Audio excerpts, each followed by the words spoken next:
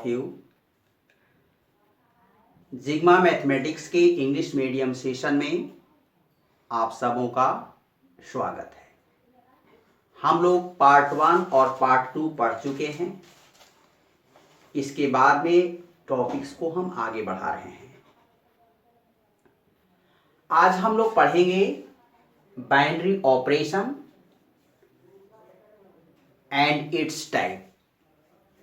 Binary relation होता है क्या, इस पर चर्चा करेंगे। A relation R from set A to set A is called a binary relation. Binary relation में एक ही तरह का सेट होता है, ऐसा नहीं कि ए और बी अलग अलग सेट होता है। बाइनरी रिलेशन में सिर्फ एक ही सेट होता है, जैसे यहां लिखा है set A to set A. अब इसका एग्जांपल जैसे समझ लीजिए, ए कोई सेट है जिसमें 1 2 एलिमेंट है, तो इसका हम लोग ए क्रॉस ए निकालते हैं। जैसे देखिएगा 1 1 1 2 2 1 और 2 2, क्रॉस प्रोडक्ट यही होगा। अब इसी से हम लोग डिफरेंट टाइप ऑफ रिलेशन निकालेंगे, जिसका हम लोग एग्जाम्पल के साथ डिस्कस करेंगे। बाइनरी ऑपरेशन में ध्यान देना है कि बाइनरी ऑपरेशन में सिर्फ एक ही सेट होता है, ऐसा नहीं कि ए और बी दोनों डिफरेंट सेट हो, एक ही सेट हो। और इसका हम लोग टाइप आगे हम लोग पढ़ रहे हैं। टाइप ऑफ बाइनरी रिलेशन, पहला रिलेशन इसका होता है identity relation. Identity relation definition पहले देख लेते हैं। A relation from set A to set A is called an identity relation if x belongs to R। इसको ऐसा भी लिखा जाता है और x रिलेटेड टू x। मतलब समझिएगा, आइडेंटिटी रिलेशन में फर्स्ट कोऑर्डिनेट और सेकंड कोऑर्डिनेट सेम होता है, फर्स्ट कंपोनेंट और सेकंड कंपोनेंट सेम होता है। एग्जांपल देखते हैं। एग्जांपल, ए कोई सेट है जिसमें 1 2 एलिमेंट है। सबसे पहले हम ए क्रॉस ए निकालेंगे। 1 1 होगा, 1 2 होगा, 2 1 होगा और 2 2 होगा। अब यहां से हम एक रिलेशन तैयार कर रहे हैं। रिलेशन, आइडेंटिटी रिलेशन में क्या होता है, इसका डिफिनेशन होता है कि फर्स्ट और सेकंड कोऑर्डिनेट सेम होना चाहिए। तो इसी में से एलिमेंट को सेलेक्ट करना है। तो ए दिखेगा, ए हो जाएगा एग्जांपल के अंदर और ए हो जाएगा, यानी इसका रिजल्ट होगा 1 1 और 2 2। यह आपका आइडेंटिटी रिलेशन का एग्जांपल हो गया। दूसरा एग्जांपल ले रहे हैं R2 1 1। आपको समझ में आ रहा होगा कि यह भी आइडेंटिटी रिलेशन है, लेकिन यह आइडेंटिटी रिलेशन नहीं है, क्योंकि सेम एलिमेंट के अंदर 2 होता है, लेकिन इसमें सिर्फ एक ही आ रहा है, ये इसमें नहीं है, इसलिए यह आइडेंटिटी रिलेशन नहीं है। इसको लिख सकते हैं इज एन आइडेंटिटी रिलेशन, और इसको लिखेंगे is not an identity relation. तो इस तरह से आइडेंटिटी रिलेशन क्या है उसका एग्जांपल हम लोग क्लियर कर चुके हैं। आइडेंटिटी रिलेशन का दूसरा एग्जांपल देख लेते हैं। Example 2, let A is equal to 1 2 3 4। Cross product नहीं निकाल रहे हैं, हम डायरेक्ट लिख रहे हैं। R1 कोई रिलेशन है, 1 1 होगा, 2 2 होगा, 3 होगा और 4 होगा। इसमें सेम कोऑर्डिनेट, फर्स्ट और सेकेंड कोऑर्डिनेट सेम है, 4 तक जाएगा, 1 2 3 4, इसलिए 4 तरह का एलिमेंट इसमें होगा। यह आपका आइडेंटिटी रिलेशन है। अब दूसरा एग्जांपल लेते हैं कि 1 1 2 2 और 3 3, यह आइडेंटिटी रिलेशन नहीं है क्योंकि 4 4 हट गया इसमें से। तो यहां लिखेंगे is not an identity relation. Reason देंगे बिकॉज 4 4 R2 में नहीं है। आइडेंटिटी रिलेशन का मतलब होता है कि सेम, फर्स्ट और सेकेंड कंपोनेंट सेम है, उसमें टोटल एलिमेंट होना चाहिए। इसमें 1 2 3 4 है, तो जब इसका हम क्रॉस प्रोडक्ट निकालेंगे तो ये सब आपका मिलेगा। तो सेम वाला जितना भी एलिमेंट है उसको हम लोग आइडेंटिटी रिलेशन के अंदर रखते हैं। लेकिन अगर एक भी एलिमेंट नहीं रहेगा, एक भी एलिमेंट अगर छट जाएगा, हट जाता है, एक्सक्लूड हो जाता है, तब आपका आइडेंटिटी रिलेशन नहीं होगा। दूसरा टाइप रिफ्लेक्सिव रिलेशन पर बात करेंगे। A relation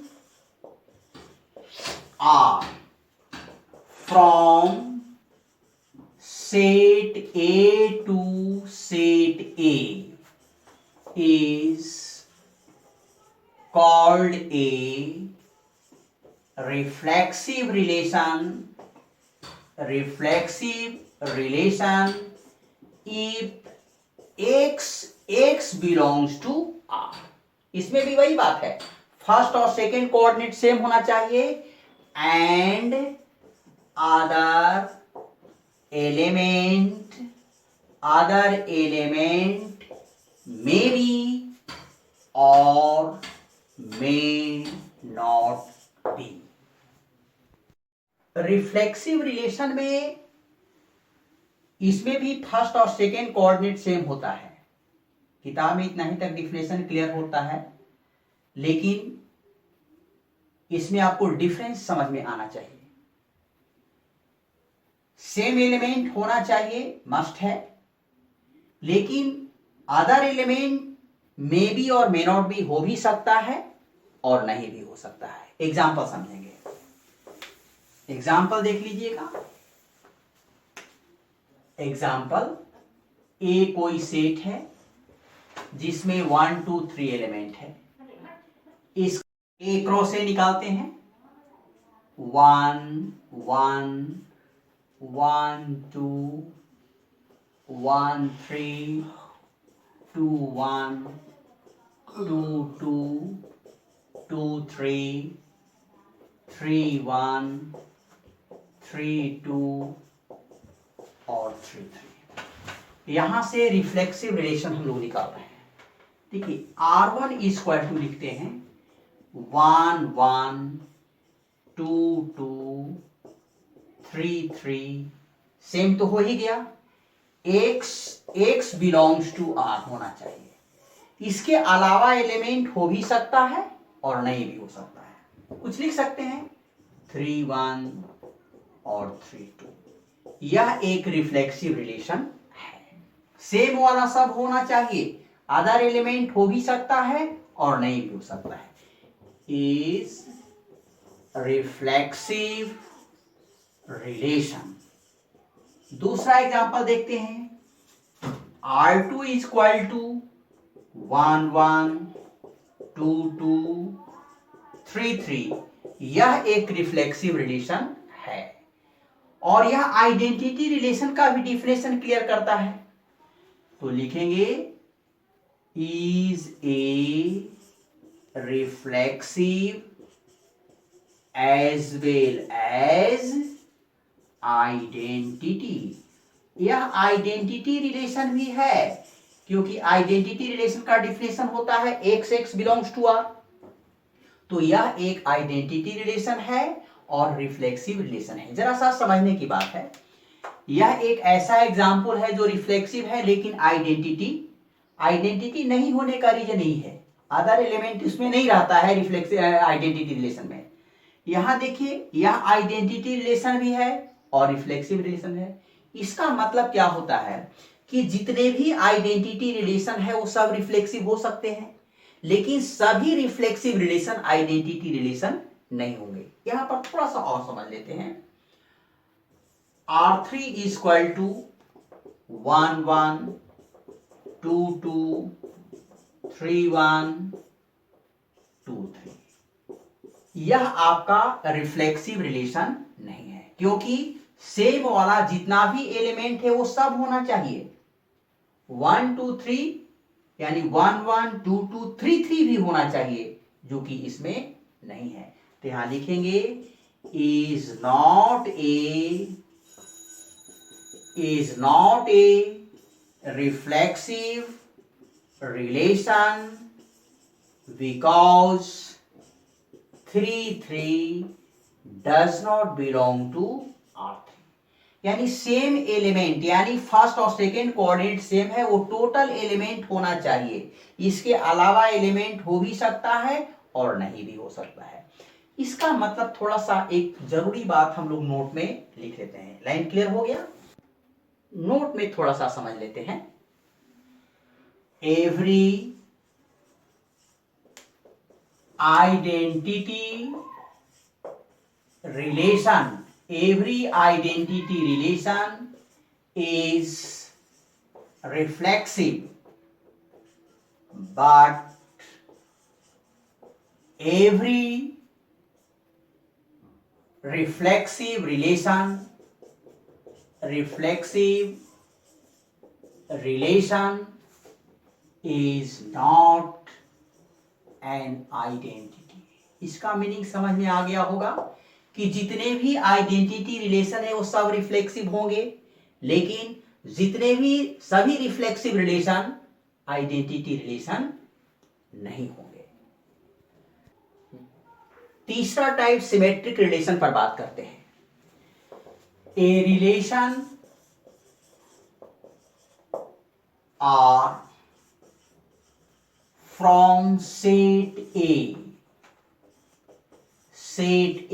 to set A is called a symmetric relation if x y belongs to R. This implies that y x belongs to R। मतलब समझिएगा कि अगर x y रिलेशन में है तो इसका उल्टा भी उस रिलेशन में होना चाहिए, तभी होगा आपका सिमेट्रिक। एग्जाम्पल देते हैं। एग्जाम्पल, ए कोई सेट है जिसमें 1 2 3 एलिमेंट है। हम क्रॉस प्रोडक्ट नहीं निकाल रहे हैं, डायरेक्ट हम निकाल रहे हैं, क्योंकि क्रॉस प्रोडक्ट बहुत सा हम करते चले गए हैं। अब यहां से एक हम रिलेशन ले रहे हैं R1।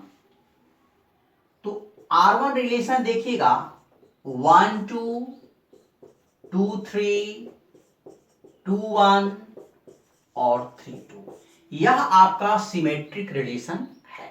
थोड़ा सा समझिएगा, 1 2 है तो 2 1 भी होना चाहिए। देखिए 2 1 भी है, 2 3 है तो 3 2 भी होना चाहिए, यानी उसका ऑर्डर चेंज होना चाहिए, वो जरूरी होना चाहिए एलिमेंट। तो इसको लिखेंगे is A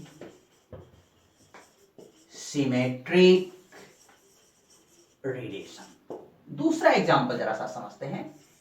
R2 is equal to 1 2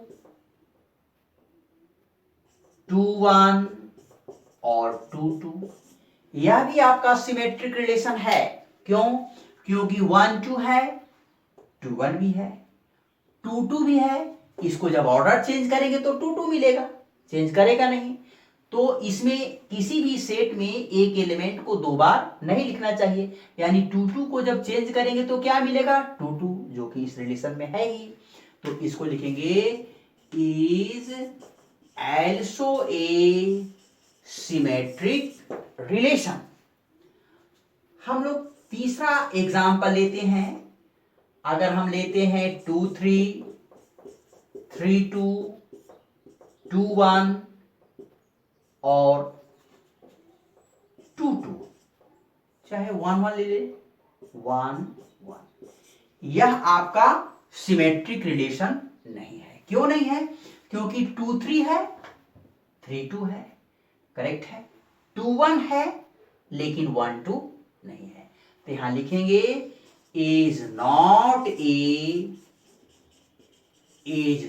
A symmetric relation because 2-1 relation में है बट 1-2 रिलेशन में नहीं है। यानी उसका अपोजिट होना चाहिए, तभी वह आइडेंटिटी सिमेट्रिक रिलेशन बनेगा।